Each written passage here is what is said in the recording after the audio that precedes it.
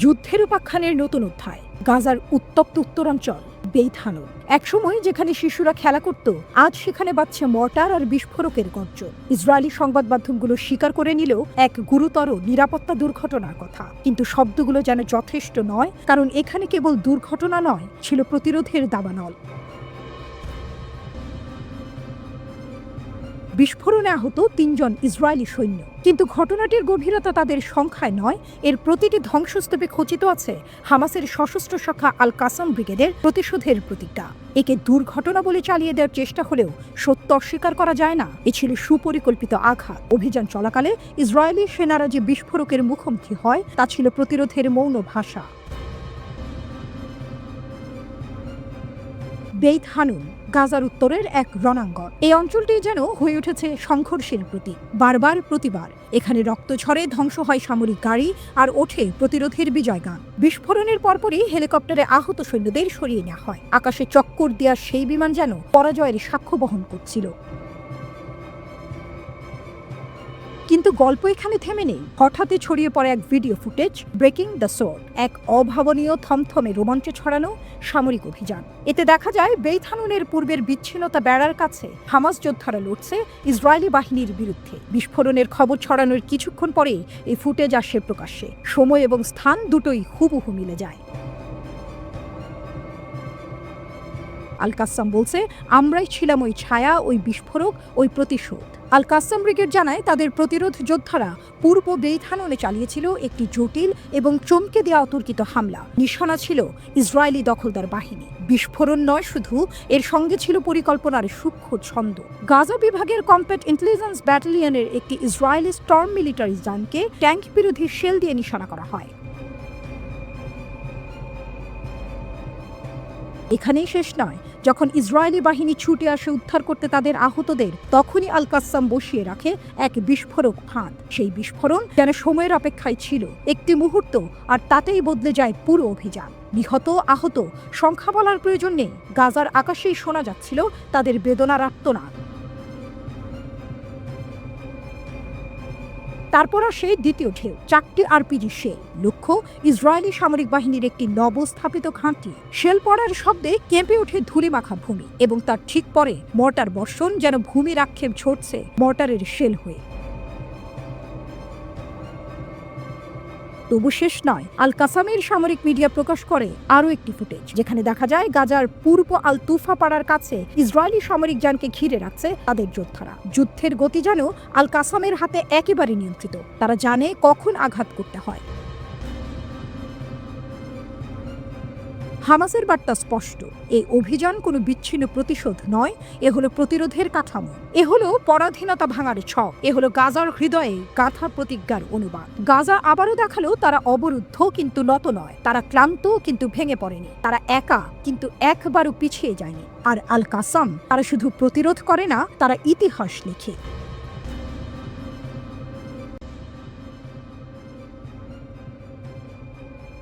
ফিলিস্তিনের স্বাধীনতাকামী সংগঠন হামাস নতুন অস্ত্র ও কৌশল নিয়ে প্রস্তুত। 40,000 সক্রিয় যোদ্ধার বাহিনী নিয়ে ইসরায়েলের ওপর বড় আক্রমণের জন্য প্রস্তুতি নিচ্ছে। ইসরায়েলি প্রতিরক্ষা কর্মকর্তারা জানিয়েছেন যে হামাস আইডিএফ বাহিনী দ্বারা আংশিকভাবে নিয়ন্ত্রিত টানেল ব্যবহার থেকে দূরে থাকছে, এবং এখন ইসরায়েলি সৈন্যদের লক্ষ্য করে ভবনগুলিতে উন্নত বিস্ফোরক ব্যবহার করছে। হামাস নিম্নমানের অস্ত্র তৈরি করার কারখানা এবং সীমিত রকেট তৈরির স্থান পরিচালনা করলেও এটি সফলভাবে তার বাহিনী পুনরায় শক্তিশালী করেছে। অনুমান দেখায় যে 7 লাখ গাজাবাসী হামাসকে সমর্থন করে, 6 লাখ ফাতাহকে সমর্থন করে, এবং 6,50,000 কেউই কোনো দলকে সমর্থন করে না। হামাসকে উৎখাত করার জন্য বিভিন্ন গোষ্ঠীর চাপ থাকা সত্ত্বেও তাদের শক্তি এখনো এত কমে যায়নি যে হামাসকে ক্ষমতাচ্যুত করা যাবে। হামাস এখন জনবহুল এলাকা থেকে গুলি ছোড়া এড়াচ্ছে, যাতে আইডিএফ পাল্টা হামলা করতে না পারে। আইডিএফ গাজার বাফার জোন তার সীমান্ত থেকে 2 কিলোমিটার উত্তরে সম্প্রসারিত করেছে, এবং গাজার উত্তরাঞ্চলের অধিকাংশ বাসিন্দা এখন দক্ষিণ পশ্চিমের আল মাওয়াসি মানবিক অঞ্চলে চলে গেছে। ইসরায়েলি প্রতিরক্ষা বাহিনী এখনো পর্যন্ত গাজার টানেল নেটওয়ার্কের মাত্র 25% ধ্বংস করতে সক্ষম হয়েছে। মার্চে যুদ্ধবিরতি ভঙ্গের পর থেকে আইডিএফ 1000 টার্গেটে আক্রমণ করেছে এবং হামাসের শীর্ষ কর্মকর্তাদের হত্যা করেছে বলে দাবি করেছে। আইডিএফ এর স্থলবাহিনী বিশ্বাস করে যে হামাসের যোদ্ধারা এখন আল মাওয়াসি মানবিক অঞ্চলে অবস্থান করছে। হামাস আরও যোদ্ধা নিয়োগ করছে এবং তাদের সীমিত অস্ত্র ভান্ডার পুনরুদ্ধারের চেষ্টা করছে। আইডিএফ অনুমান করছে এই গোষ্ঠীর প্রায় 20,000 সক্রিয় যোদ্ধা রয়েছে, যা যুদ্ধের আগের সংখ্যার অর্ধেক।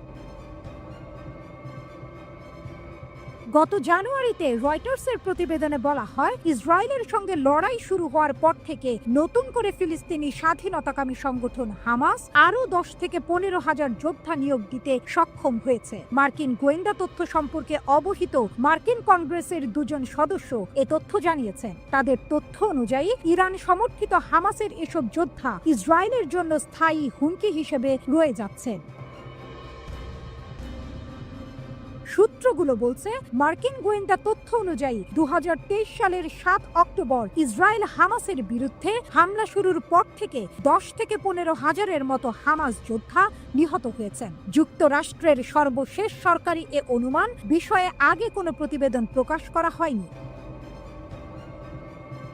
এর আগে 14 জানুয়ারি সাবেক মার্কিন পররাষ্ট্রমন্ত্রী অ্যান্টনি ব্লিংকেন বলেন, যুক্তরাষ্ট্রের ধারণা ফিলিস্তিনে যত হামাস যোদ্ধা নিহত হয়েছেন তত যোদ্ধা নিয়োগ দিয়েছে হামাস। তিনি একে চিরস্থায়ী যুদ্ধের রেসিপি বলে সতর্ক করেন। তিনি অবশ্য এ বিষয়ে বিস্তারিত কিছুই বলেননি। তবে ইসরায়েলের তথ্য অনুযায়ী গাজায় মোট নিহতের সংখ্যা 20,000-এর মতো।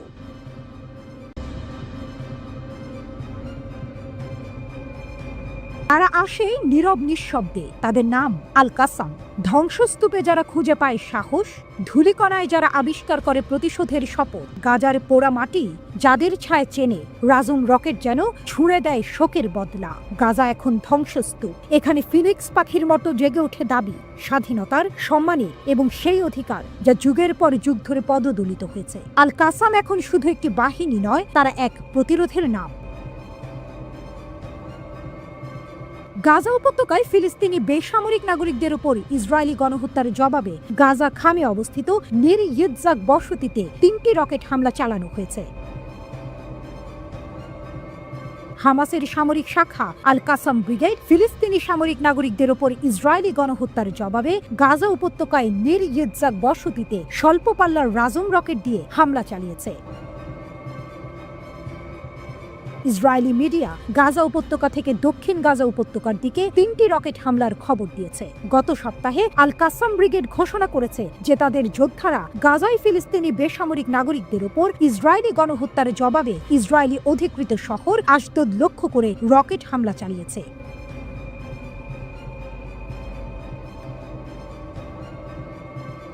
এদিকে ইসরায়েলি সামরিক বাহিনীর মুখপাত্র জানিয়েছেন যে গাজা থেকে 10টি রকেট নিক্ষেপ করা হয়েছে। দাবি করেছেন যে কিছু রকেট প্রতিহত করা হয়েছে। আশকালনে 3 জন বসতি স্থাপনকারী আহত হওয়ার খবর পাওয়া গেছে। দখলকৃত শহরে এবং তেল আবিবের দক্ষিণে শেফেলা অঞ্চলে সরাসরি আঘাতের কারণে বসতি স্থাপনকারীদের মধ্যে আতঙ্ক ছড়িয়ে পড়েছে। গাড়ি, ভবন এবং রাস্তাঘাটের উল্লেখযোগ্য ক্ষতি হয়েছে। এদিকে গাজা উপত্যকায় বেসামরিক লক্ষ্যবস্তুতে ইসরায়েলি হামলা প্রতিনিয়ত বাড়ছে। সম্প্রতি ইসরায়েলের 36টি হামলা বিশ্লেষণ করে দেখা গেছে বেশিরভাগ হামলায় নারী ও শিশুদের লক্ষ্যবস্তু করা হয়েছে। এছাড়াও 18 মার্চ থেকে 9 এপ্রিল পর্যন্ত আবাসিক ভবন ও শরণার্থী তাঁবুতে ইসরায়েলি হামলার প্রায় 224টি ঘটনা ঘটেছে। জাতিসংঘের মুখপাত্র রাভিনা শামদাসানি এ বিষয়ে সতর্কবার্তা দিয়েছেন। তিনি বলেছেন, গাজা জুড়ে সামরিক হামলায় কেউ কোথাও নিরাপদ নয়। গাজার নিপীড়িত মানুষের কথা উল্লেখ করে শামদাসানি আরও বলেন, যুদ্ধবিধ্বস্ত ফিলিস্তিনি ভূখণ্ডে মানুষদের বারবার জোর করে অন্যত্র সরিয়ে নেওয়া হচ্ছে। ইসরায়েলের এই বাস্তুচ্যুতি নিন্দা জানিয়ে শামদাসানি আরও বলেন, অধিকৃত অঞ্চলের ভেতরে বেসামরিক মানুষদের স্থায়ীভাবে সরিয়ে নেওয়া মানে জোর করে বাস্তুচ্যুতি, যা 4th জেনেভা কনভেনশনের একটি গুরুতর লঙ্ঘন। এটি মানবতার বিরুদ্ধে অপরাধ হিসেবেও বিবেচিত হয়।